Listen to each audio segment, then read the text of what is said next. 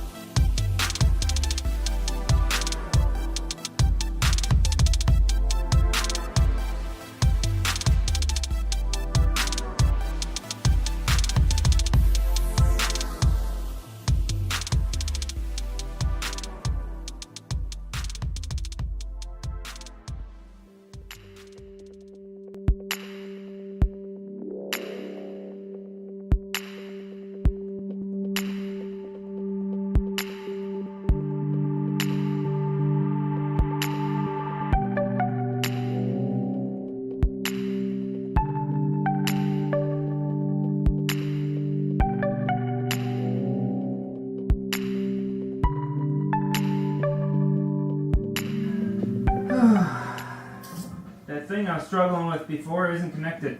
Ugh.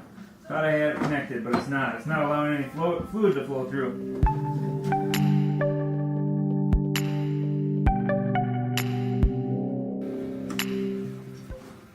Oh, fucking cunt.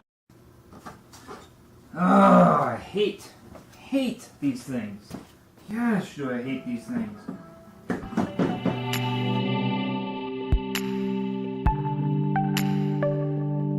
If I could get both hands on there, I can connect that bastard, but I can't. There it goes. Ew, look how nasty that is. Gross. Yeah, I'm gonna stop it for a minute, because I feel like I don't got it connected all the way yet. Cycle the clutch a little bit. Make sure it feels decent.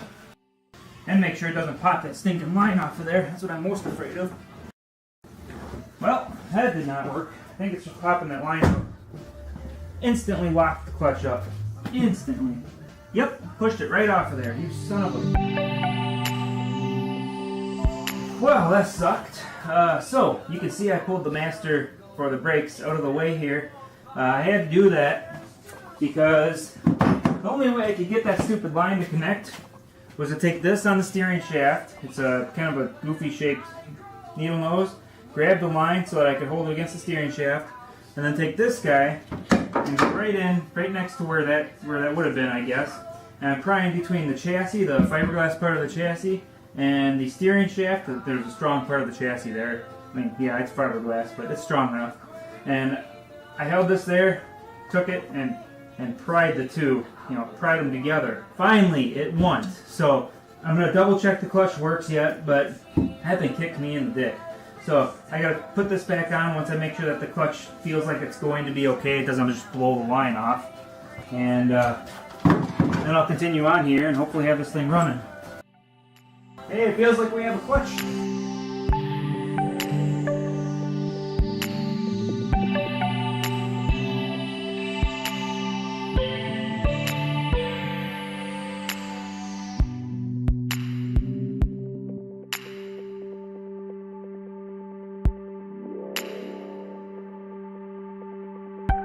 Well, clutch feels a million times better, and I think we are ready to fire this thing up for the first time and see if we have some oil pressure. Helps if I have the key.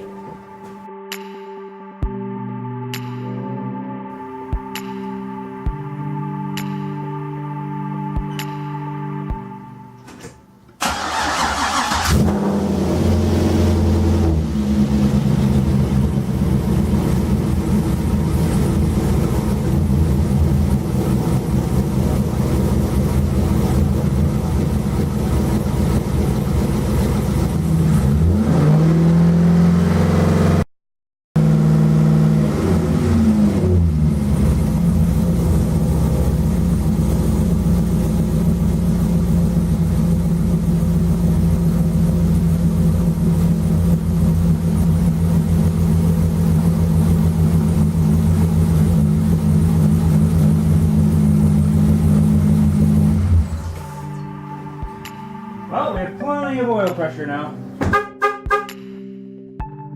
Ah, gotta put this car in reverse. I always forget about that. Here, now it'll go to sleep.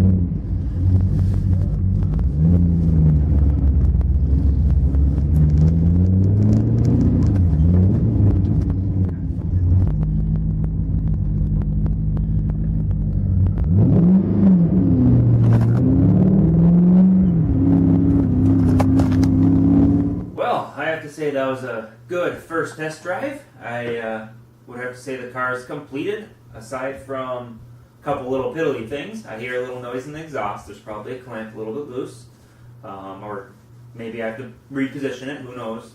I'll look into that. I'll get it back on the hoist after I clean up the shop. But first things first, I got to clean up, and then I'll pull it back in. I'll address that, check all the fluids again, and then I'll just do a basic before I give it to the customer. Check over everything, and I'll look over as much as I possibly can. And he's got an engine light on, and that's due to the O2 sensors, the rear O2 sensors. They were not even being used, so that's got to be deleted in the tune of the car. That way, it doesn't cause an issue anymore. I can definitely tell the car has a lot more initial oomph to it, a lot more torque. It feels a lot more torquey, I guess I'll call it, but I can't beat on it yet. First off, it's not broken in. I mean, whoop-de-doo. I mean, get it on a roller and break it in that way, but on the street, I don't want to break it in by beating on it too much. And on top of that, it doesn't have a tune for the increase in compression, so the timing may be just a little bit on the advanced side. I don't know where the tune sits, so I'm not willing to risk it. I'm telling him that he needs to take it, get it tuned before he beats on it. Yeah, that'll be the summary of this video. Car runs great. If you like this series of episodes, I will gladly bring more. And I hope to see you on the next video. Please like, share, subscribe, and don't forget to hit the notification bell. Actually, it'd be down here on your screen. So, yep, I'll see you on the next series of whatever performance job I get in here next. Thanks for watching.